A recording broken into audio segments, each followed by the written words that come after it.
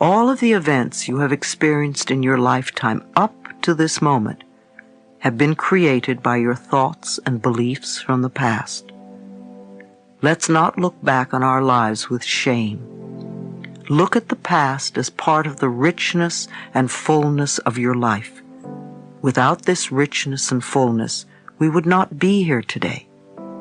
There is no reason to beat yourself up because you didn't do better. You did the best you knew how. Release the past in love and be grateful that it has brought you to this new awareness. The past only exists in our minds and in the way we choose to look at it in our minds. This is the moment we are living. This is the moment we are feeling. This is the moment we are experiencing. What we are doing right now is laying the groundwork for tomorrow. So this is the moment to make the decision. We can't do anything tomorrow, and we can't do it yesterday. We can only do it today. What is important is what we are choosing to think, believe, and say right now. When we begin to take conscious charge of our thoughts and words, then we have tools that we can use. I know this sounds simple, but remember, the point of power is always in the present moment. It is important for you to understand that your mind is not in control. You are in control of your mind. The higher self is in control. You can stop thinking those old thoughts. When your old thinking tries to come back and say, it's so hard to change, take mental command.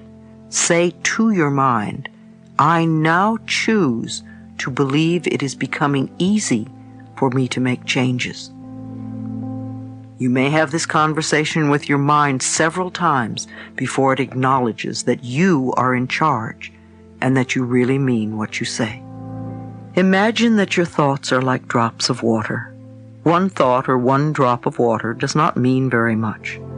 As you continue to repeat the same thoughts over and over, you first notice a stain on the carpet, then there's a little puddle, then a pond, and as these thoughts continue, they can become a lake and finally an ocean.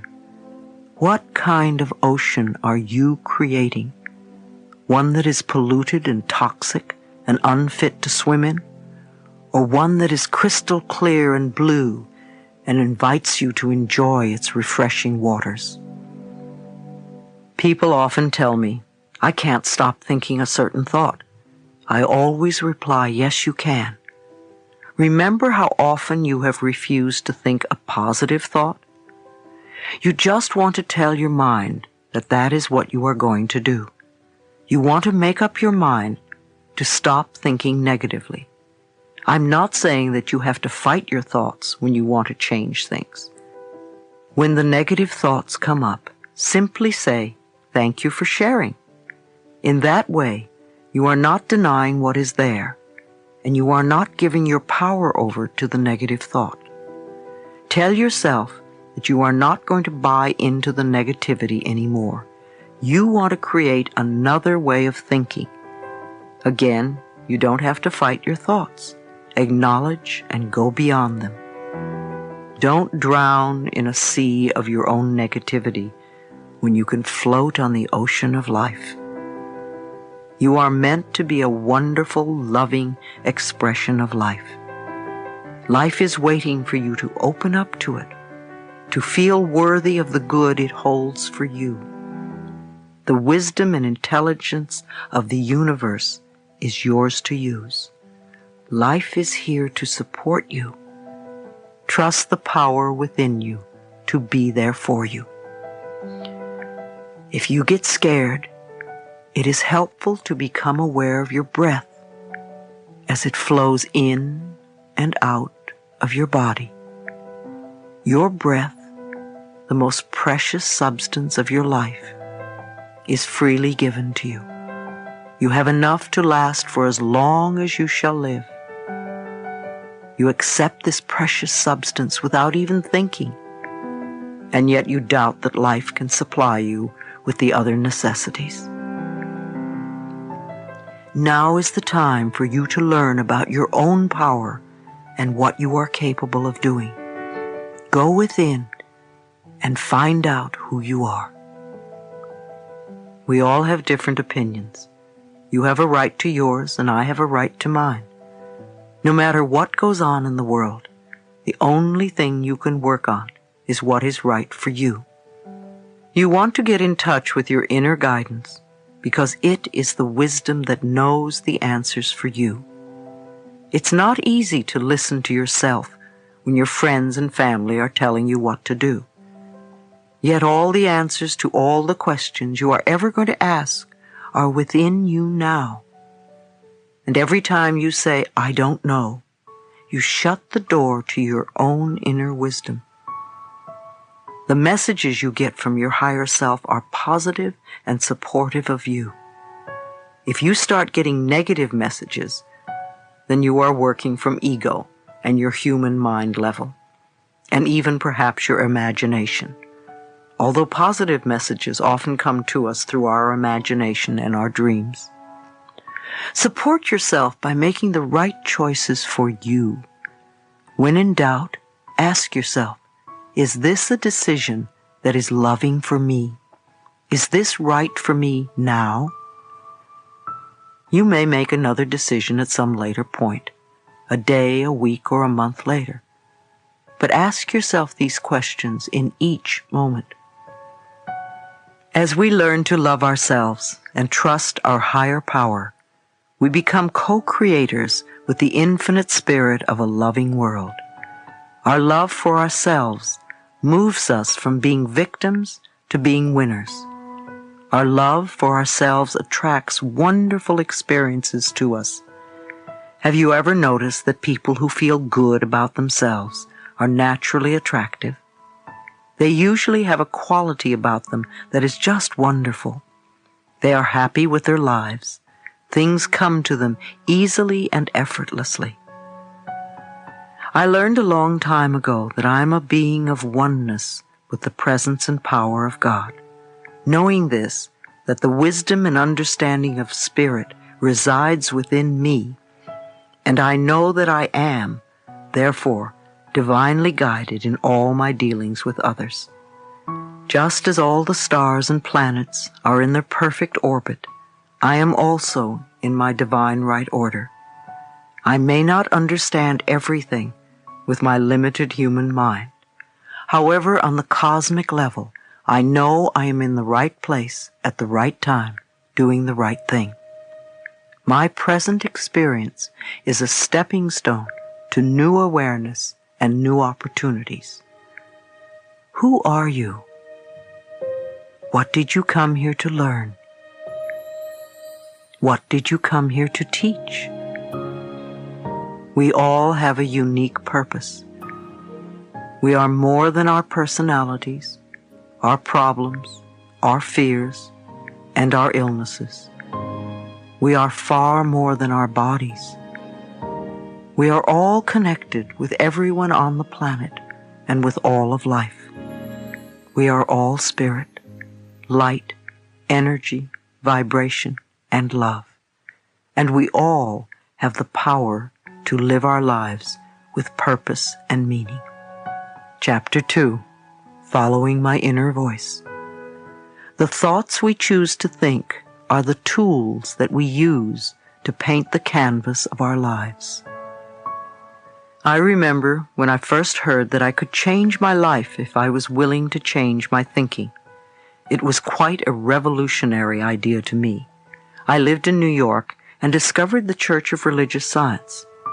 Often people confuse the Church of Religious Science, or Science of Mind, which was founded by Ernest Holmes, with the Christian Science Church founded by Mary Baker Eddy. They all reflect New Thought, however they are different philosophies. The Science of Mind has ministers and practitioners who carry on the teachings of the Church of Religious Science.